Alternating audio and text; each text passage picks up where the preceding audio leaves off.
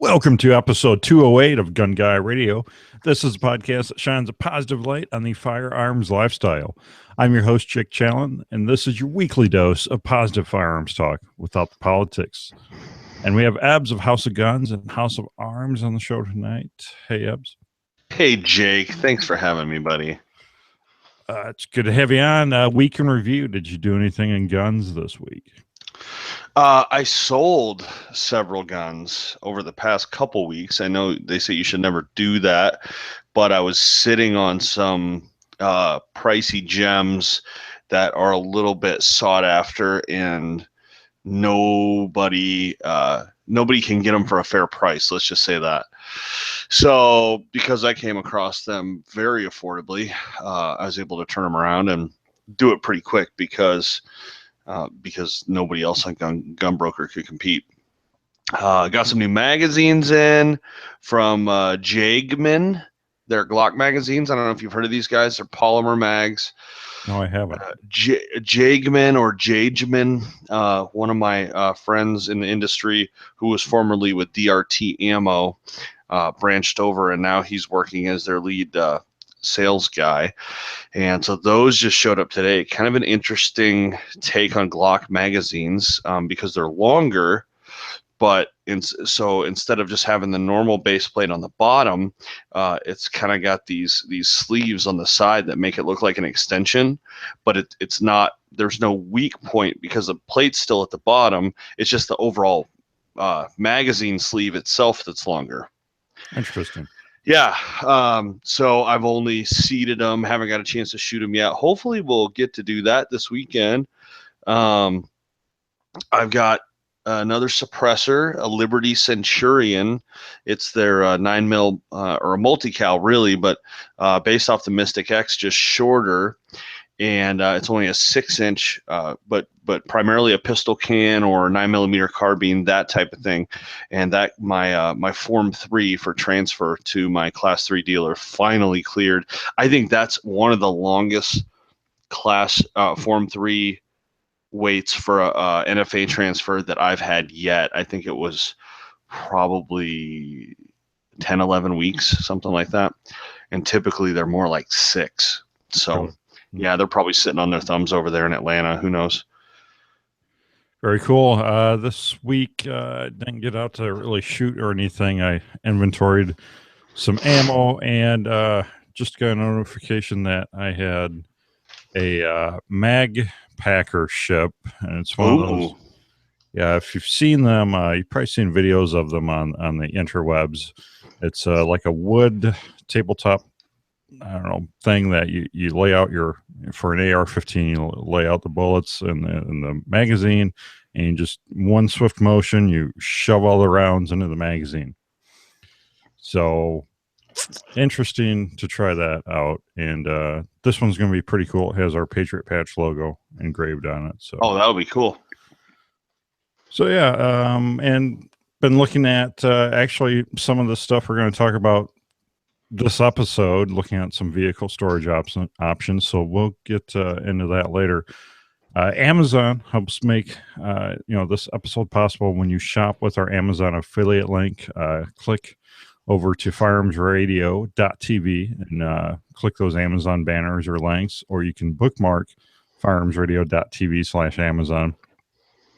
I also have a few vehicle storage options in the show notes that are Amazon affiliate links. You can check those out. And there's a lot of gun-related items on Amazon. There's a lot of gun stuff that's not on there, but there's still a fair amount on there.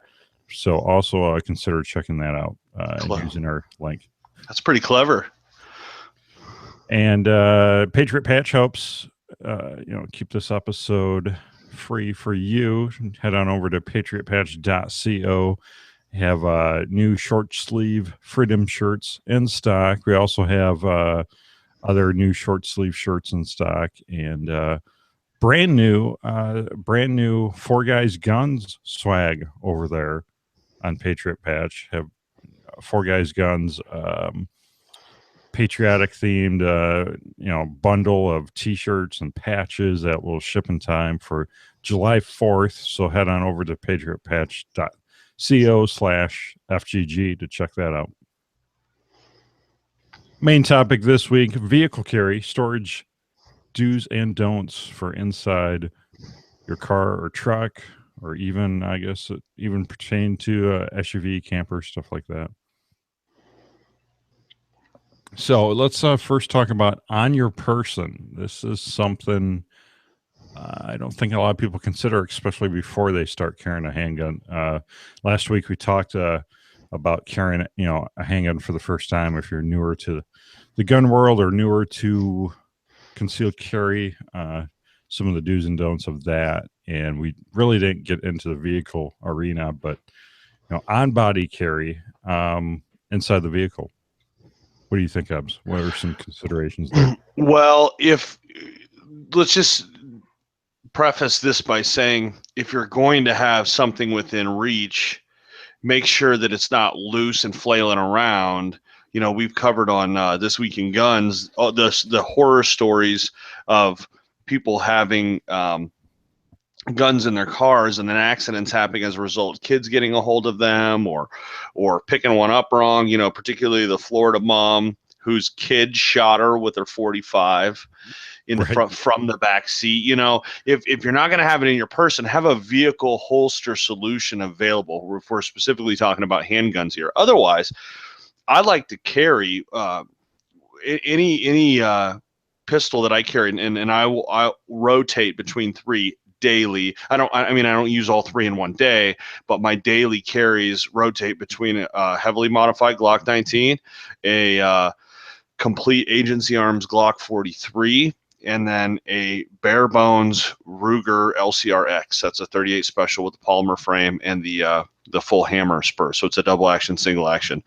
And I love the holster options I have, excuse me, that I have for each of those, because they allow me to move freely, get in and out of the car, and then if I am seated within the car, be able to reach it readily should somebody come up the driver's door, try some silly business, stuck in traffic, foot traffic comes up along the side, whatever the scenarios are. I don't mean to sound like a complete wacko, but these, if you're prepared enough to carry a gun, then you've gone through the scenarios in your mind to what could happen. So if you're going to take it out when you get in the car, is it secure? Do you move, the holster from your waistband or a pocket or a cargo or something like that to a secure place that's holstered where the trigger is covered inside the car, but that you could reach it in a similar scenario? I could still draw faster from my waist where I carry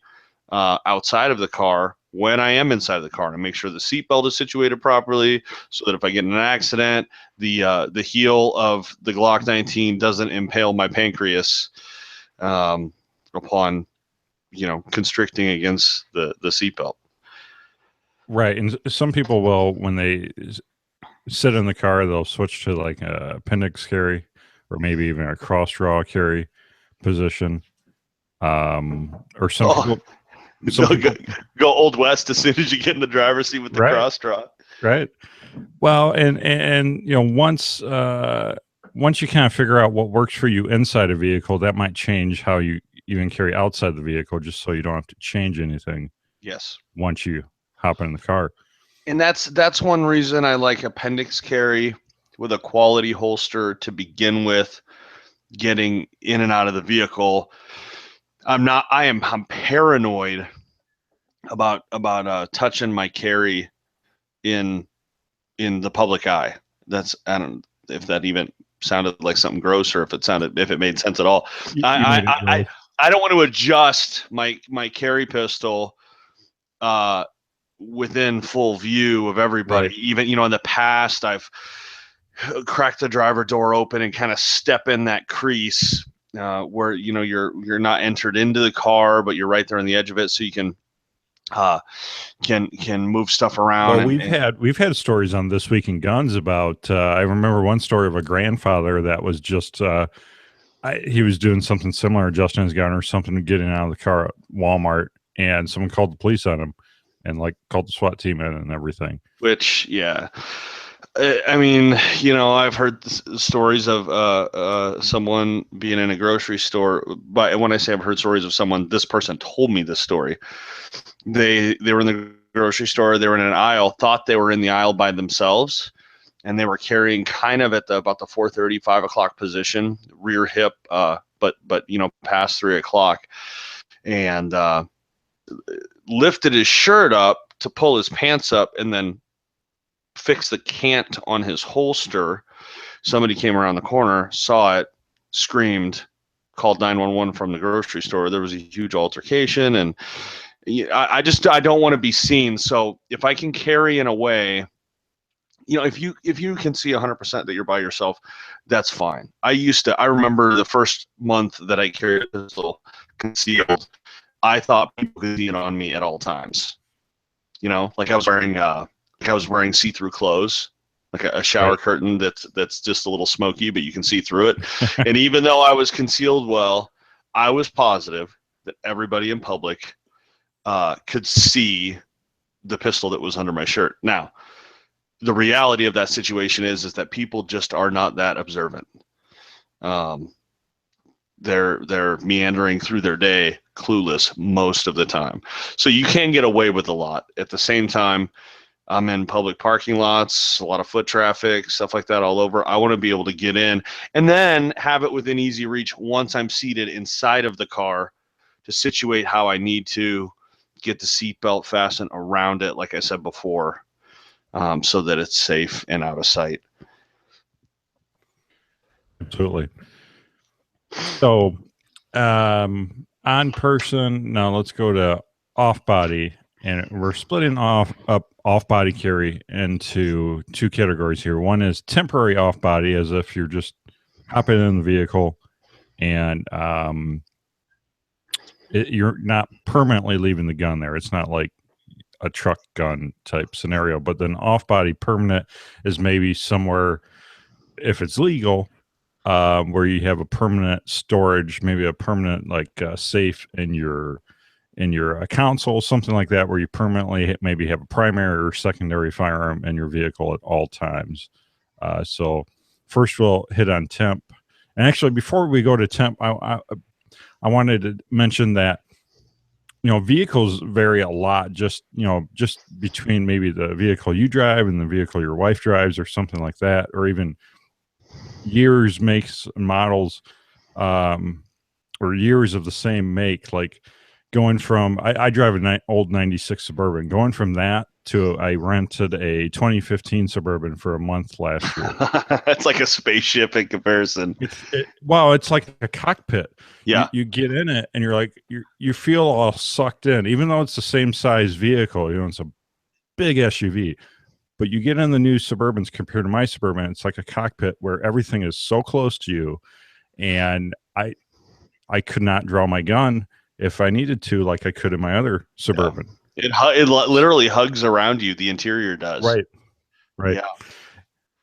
Yeah. And I think they do that for safety and also convenience, where they have so many more options in them, and the airbags and everything. But maybe not even that. Maybe going from a SUV down to a smaller car. So you got all kinds of scenarios there that you need to think about. Or like me, renting a car, going completely out of my comfort zone into something completely different. So there's all kinds of things to think about there. Anyways, let's get into off-body temporary carry. So this is where you decide, maybe you're a road warrior and you drive for hours and hours on end, and you're just not comfortable, having that on you. Like, I know when I drive long periods of time, I'll take my wallet out, and try to make things more comfortable. I might even take all my keys out of my pocket and stuff like that. And so maybe you're going to want to, for whatever reason, take that firearm off your person. Now I know there's a lot of options out there now where it's like a holster mounted under the steering wheel or mounted to the side of the console, or there's stuff like that. I know some people will just use a regular everyday like Phobos holster and put it in that and put it loose in the car, and as you said, don't have it loose where it could in an accident, go flying somewhere. But I know people do that as well. Well, I mean, I think some people might consider something loose that I might not. I mean, Sure. I keep my center consoles between the two front seats in both of my vehicles empty, so that holstered I can place my firearm in there if need be. If I'm going to the post office and I can't take it in, I can park. Fortunately for me, my main post office has a business park sort of building next door, so I just park there Right. and then walk across the lawn. Yeah. To really to follow the letter of the law, and that would be loose. And sometimes I won't put it back on immediately. I'll forget, so I'm driving with it, quote, loose. Well, But that's a good scenario to bring up. And yeah, in all 50 states, you can't even have a gun in your vehicle on post office property federal property. or federal property, right? Except for federal parks. Yeah, well, right, National parks. right. That's true. Well, that's different between federal national parks and federal government facilities. It's so confusing. It is awful. They hate us. We are their subjects for sure. But you bring up a good point. I'm sorry to interrupt, Ebbs. Nope. I'll get you back on track here in a second. But you temporary temporary off body in your vehicle could also mean you're going into a place of business that doesn't allow firearms. It could be a lot of states. It's like a bar in a lot of states that you can't carry inside a bar for whatever the state's statute is about that. So you may have to leave in your car for a short period of time for that purpose. Anyways, Well, no, you even mentioned the Phobos. I don't know. It depends on how in love you are with the interior of your vehicle, but we've seen a lot of the fancy magnet style holsters that go under the dash. You mount the one magnet, then the opposite polarity magnet is on like the holster itself, but there's enough poundage there that you can draw the gun and it doesn't bring the holster with it. There's I've seen on Instagram. I haven't ever seen one in person. Clint Walker posts about them all the time, like the cup holsters where they take a Serpa. This is like literally the only thing a Serpa is good for. Because like it shoots down like, well, I accidentally shot my transmission. Right. But it actually they mold it around the cup holder, and I think they call it a cup holster. Yeah, those are cool. And they kind of fit with the chic of the vehicle. And you're riding along. I mean, that vehicle here in Colorado anyway, that vehicle, your interior of your vehicle is considered an extension of your home. So that treat it however you want, keep a firearm within reach, whatever. Wouldn't recommend leaving it out in plain sight in the cup holster when you go into the store. That's like taking a Sharpie on a piece of cardboard and writing "Steal Me" on and taping it to the window when you get out. But those are interesting too, and so I don't think there are necessarily poor options. I think we're branching over probably from off-body temporary into off-body permanent. However, I think you're probably talking more along the lines of non-concealed carry guns in that scenario. Where were you going with the Phobos thing? I thought you were going someplace with that. Right. Some people, there are the fancy ones, and then I've seen guys take Phobos was a perfect example, and the green light went off. I used to have a pickup truck. It was a Dodge Dakota that I liked and didn't love, and I had a Phobos paddle holster that I took apart and then and drilled the paddle to the bottom side of the dash under my steering wheel, out of the way of my knees, but where I could draw. And it was for a Glock 17 22 and would also fit a 19 size pistol, just a little bit longer on the nose end, and worked really well. It was like the best use of a Phobos holster I feel like I've ever seen. I was so proud of myself.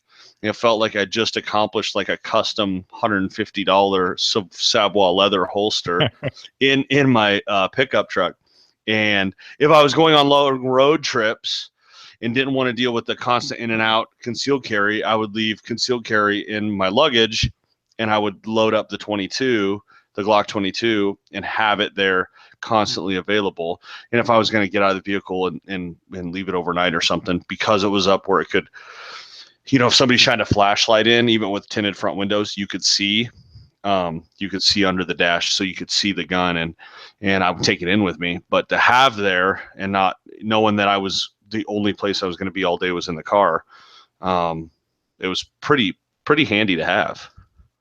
Yeah, absolutely. It doesn't have to be a Phobos, but that like $20 range of holster that is molded for your gun, but very affordable. Yeah, Where molded is so important. Make sure there's retention right, there, so there's a snap or some sort of locking situation, because you get an even a fender bender and that sucker goes flying. Things could get ugly if you chose an Uncle Mike's. well that's true. That might be one of the only scenarios for a cheap nylon holster with the snap over the back that would retain it. More of a universal type option, but I might be okay with that.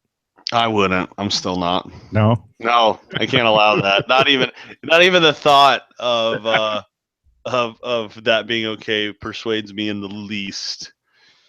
So Those buttons are awful. They're so shallow and they yeah, fail. They they fail are so pretty easily. terrible.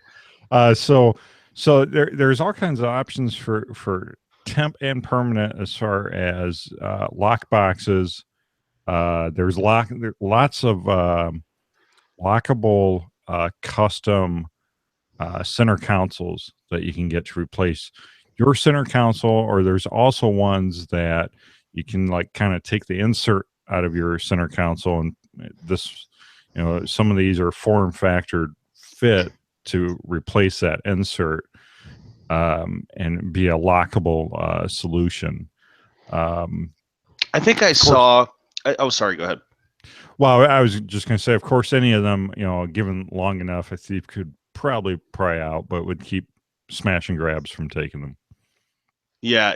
I think it was. I'm trying to remember the garage, but I'm almost certain it's one of the ones in San Antonio that Tim Duncan owns, the NBA player, and they've put out some kind of stealth finish vehicles that they've custom fabricated 1/4-inch steel lock boxes. Have you seen those? No, I don't. I'll have to do a search and see if I can find it, and we can put it in the show notes maybe. But it's super rad, and I don't remember like when I saw it originally. I don't remember if it was on a show or like a NBA on TNT sidebar or something ridiculous like that. But it was the one that sticks out in my head that I remember specifically was a Dodge Challenger. And the thing was just all matte, murdered out, and they were like, but on the inside, and then they had like a huge locking trunk in the trunk and under the rear seat, and then the center console. They were like, we removed the center console or the insert or something, and then they had fit it into it and then secured it. They were like, we didn't even secure it to the body. We secured this to the chassis, so it's not going anywhere. And all this, it was totally overkill. You saw that and go, okay, I could get behind that. Yeah, well, and you could, I have a locking cabinet on my wall with an AR-15 in it, and like something like that, you could weld that or bolt that to inside of a trunk or back of an SUV, which I've thought about doing that as well. So you could come up with more of a budget solutions that you can make work for stuff like that. But yeah, let's get into off-body permanent. I guess that's what we're kind of in here. If it's going to be permanent in there all the time. Now at the bottom of the show notes here, quick note: I have a legality sections. Perfect. Section. Good. Know your gun laws. A couple websites you can check out. There's more websites too about keeping. You as far as keeping a gun in there long term. Some states will look at that much different than if you're a concealed carry holder and just put it in there while you run in the stop and rob or something. Which you probably shouldn't put your gun away if you're going in a place like that. Stop and rob. So check your laws. Every state's different. 50 different laws for 50 different states. So make sure you do your research before committing to any of these long-term storage solutions. But yeah, like I was just saying, there's lots of custom solutions out there. You can probably have a body shop or someone that's a fabricator. Find a custom solution for your specific vehicle. Um, if you really want to go all out custom, but I don't know what Ebbs, what do you think some other long term solutions could be? Well, I went through a mindset. I have a friend that gets information that I trust, and a lot of the warnings that he sends across the wire sort of pan out. And so I want to say last year, around the time of the San Bernardino spree killing, uh, I thought I might need something in my everyday vehicles more than just a concealed carry. Like, and again, I'm not. I mean, you would probably agree, Jake. For anybody listening, I'm not an extremist when it comes to, and I'm not lackadaisical when it comes to firearms. But in terms of scenarios, I don't have a shelf in the back of my Jeep that's got like emergency candles and beans, and I have the med kit, and I have emergency roadside kit, and then I have a rifle and a half dozen loaded mags ready to go, just in case, because I don't want to be caught with my pants down, because it's there. Okay, it's there if I need it. It's locked in the garage at night if I'm not, it doesn't get left outside overnight or anything like that. It's well hidden, well concealed. But it's in a spot. It's also in a case, but it's a case in a spot that I can get to quickly if I absolutely needed to. Um, it's not rattling around in the trunk empty, but at the same time, it's a gun that I don't care about as much, if that makes sense. Right. I know it's reliable. I know it's accurate, and I'm confident with the specific platform. It's not an AK. I've told a bunch of people that, and they're like, "Are you kidding me? It's not an AK. You preach AKs all the time. It's not an NFA gun that I have a stamp on that's on my trust. Um, so that heaven forbid if it were to get stolen, and then then you get people saying, well, what if it gets nabbed? What if somebody goes through your car, or, breaks in and sees something, and then they end up taking your gun? Well, that person was going to get a gun. If they're going to do something not admirable with it, they were going to get a gun whether it was mine or not. Right. I'm sorry if that sounds irresponsible. That's just the way that I see it. But for the past 13, 14 months, whenever San Bernardino was last year, I had primarily been concealed carry only, save for trips going away from home. I would pack sometimes a rifle and a shotgun, just depending on my level of paranoia and how many people I had to protect. So I have something bigger than concealed carry close by, within a few paces at all times. Um, and I don't think it's a bad thing to consider if you haven't. I think there's more thinking that's different from preparing to have a concealed carry gun that you constantly know where it is and it's with you all the time if you leave your vehicle during the day or something like that. There's safety to consider. Do you have kids? There's like my kids. My kids know that I have guns and they know where they are and they know, but they're not in a position where, like, I'm going to tell my 10-year-old, okay, you know where it is. Somebody beats down the door. Like, they're not ready for that yet. Right. So they understand the presence and they're not fearful of it, but they respect it. Yeah, I think having a long rifle or shotgun in your vehicle at all times is a great option if it's legal for you in your locale. Um, but yeah, definitely having it properly secured if you have kids, especially. And another thing to consider for long-term vehicle storage would be the elements. They're exposed to wet and humidity a lot more than if they were just at home in your gun safe. So temperature changes, fluctuations could really affect them. So it's probably you should probably work into your routine of just doing a checkup, making sure the lube looks good and there's no surface rust forming or anything like that. And in fact, the vault that I have on my wall that I mentioned that I could probably mount in a vehicle for an AR-15. I actually originally bought it for that, and I never completely executed that idea, but now it's got me Mm. thinking again. Yeah, and I've heard of people. So, for instance, let's say just get creative, think creatively. How are you, like, if you're doing it in your home and where? So I talk about keeping the concealed carry pistol on me when I'm in the vehicle. I do the same thing when I'm in the house. Call me crazy, but unless I'm like getting dressed for bed or something like that, I've got I've got whatever daily was on me or is closest tucked in, because my front door is not always locked, or my kids play outside, or I don't want to have to find it. Okay. So think the same way when it comes to inside your vehicle. Are there compartments, or there spots like, do you, in the trunk of your car, if you have something that's collapsible, or maybe you've got a pinned 14.5-inch rifle that you're like, man, it might be good for that, and you've got a Law Tactical full rear stock folder on it, and it can get small, but you carry a spare tire somewhere else, but there's that compartment, under the rear part of your trunk, and your trunk's not always full of crap. So if you open up the trunk, you could just lift that compartment up, and it's there. Vehicles, they can surprise us, and I've seen even cool options SUV wise, with roof mount stuff that is out of plain sight. People never look, when they look at a car, if they're being snoopy, they never think to look at the roof. They look at the seats or the floorboard or the consoles and stuff like that.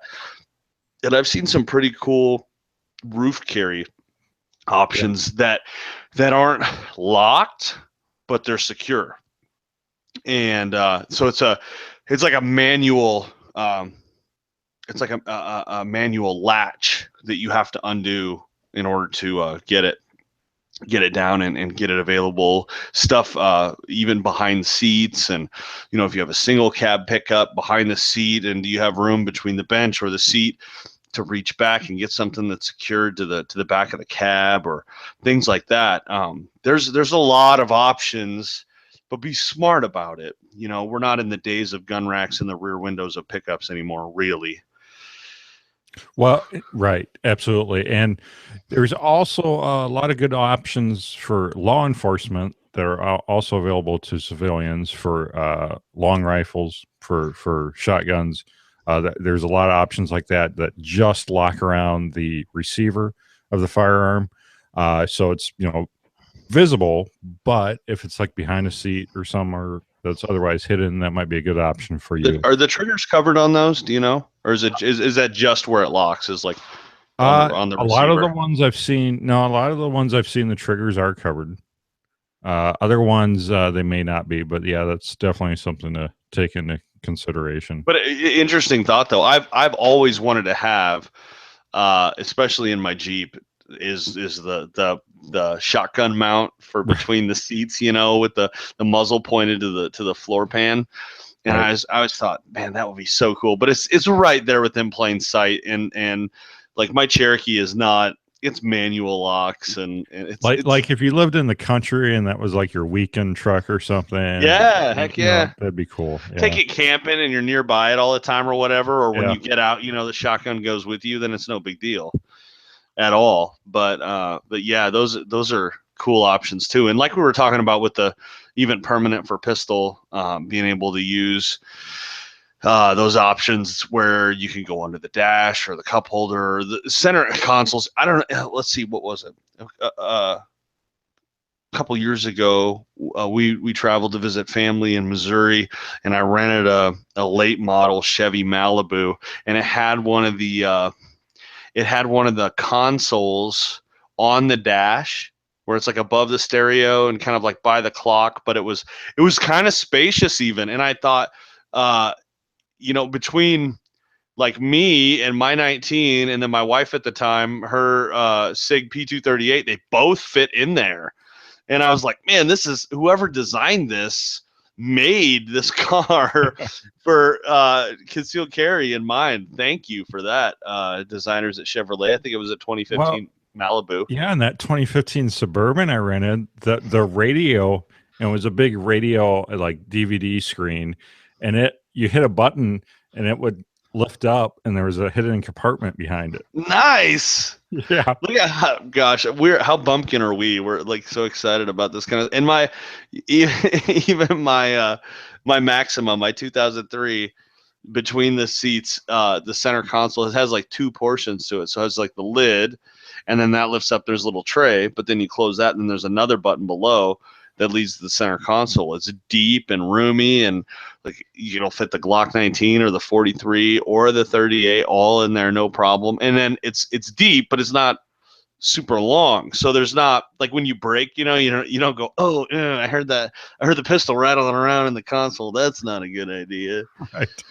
But yeah, so many friendly options. It's even as you think about it, think about the limitations that we have getting comfortable with a pistol for concealed carry on your person. You think about, especially when you're brand new to it. I remember this is like 2008 when I first got my carry permit in Missouri. You know what I was looking at? I was looking at small of back holsters almost exclusively. I was enamored with them because I thought, here I'm a dude, 6'3", 230 pounds, kind of a big butt, and but a little at the time, a little bit of a belly, some love handles. I'm going, every time I try to stick a pistol on my waist or in the front, and at the time, appendix carry was, gangster wannabe, don't go there type stuff. It was not popularized nearly as much, and I lived in a small town, and the guys in the gun shop trash talking this and that. No, you need to open carry. You need to do this, and I got a Galco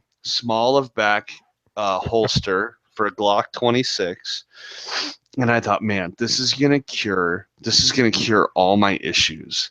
It's gonna hide it perfectly. It's the little curve of your spine. And the first time I sat down with that stupid thing on, I thought, I wonder if I could get my money back. I just paid $86 for a leather small of back holster that I hate. Could I reach it? Yeah. Was it accessible? But it banged on my tailbone. It put pressure on my spine. I couldn't lean forward at all because it profiled. Right. And we go through this. It's like adolescence. Finding a comfortable method of carry that you want to stick with is so hard when you first start with that. And I think vehicle carry is interesting because you're presented with so many more options, and they're all comfortable, and that's also your safe area as an individual. Think of how much time we spend in our cars. It makes sense to utilize that space and be able to take that protection with us as we travel and go about our daily lives. So Absolutely. So I think that pretty much wraps up the main topic. Again, links in the show notes, especially for Know Your Gun Laws. You want to check that out. Um, Final thoughts, Ebs? no, be smart about it. Don't be haphazard. Leave it on your seat. Take the if you wear your seatbelt, you're doing that because you consider an accident a possibility, even if it's a remote possibility.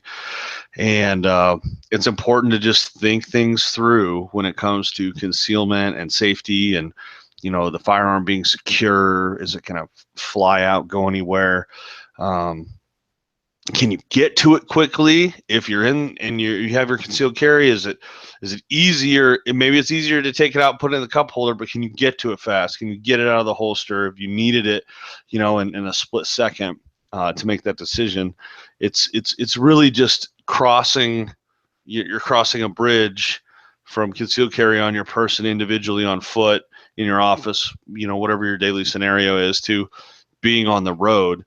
How is the firearm still available? How is it secure? And how is it safe? Maybe if you're not in the car. And that goes for long guns too. And I would like to, great points all the way around, Ebs. I would like to hear your solutions. If you're listening to this, head on over to the Gun Guy Radio Facebook page, and you can post a visitor post over there and share any tips or tricks you may have, any experiences, good or bad, share with others. And I'd like to hear your thoughts. Next week, Next week, we have a great show. We have a Father's Day special, which coincidentally, Ebbs, you and your dad are on. Yeah, he was so pumped about that. He loved that. I may have said at some point he might get an invitation for This Week in Guns. I can't say whether or not that actually happened, but yeah, he really enjoyed doing that. Loved the That'd be cool. questions and the discussion. And then we will, on that same episode, we'll also have Natalie Foster and her dad on there. Oh, nice. And yeah, it's going to be a fantastic So episode. have you already heard that? Have you heard Dr. Burkholder's voice? Because I've had in my mind what he sounds like. Oh, And he sounds. Who does he sound like to you? well, I hope he sounds kind of like Tom Selleck. Tom Selleck? Oh, Yeah. no. Or maybe even like a Johnny Cash or something like that. He sounds like a famous actor from Texas. I'll just. Oh, does he sound like Matthew McConaughey? No. Oh, okay.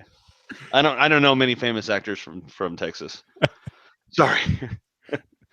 So yeah, next week tune into that for Father's Day special. It's going to be a great show.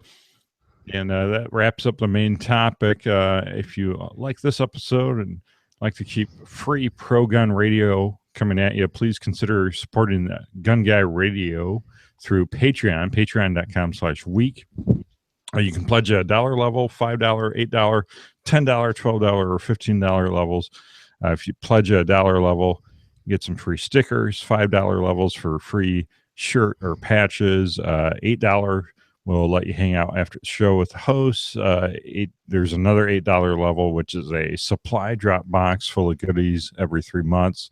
Then $10 Patch of the Month Club, $12 T-shirt of the Month Club, and then $15 level is Ammo Dump supply drop box. So it's a bigger supply drop box of everything. Can be from cleaning mats to optics to tactical flashlights to swag to whatever we have donated by companies that support Gun Guy Radio. So check it out, patreon.com/gun.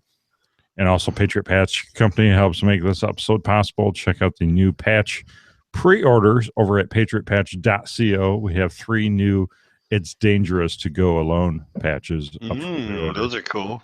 Yeah, we have the coolest 3 to date up there at patriotpatch.co. And also Ryan Cross Hunter Design. If you need any kind of graphics, artwork design for your business, your brand, if you need a new website, anything like that, this is what Ryan does for a living.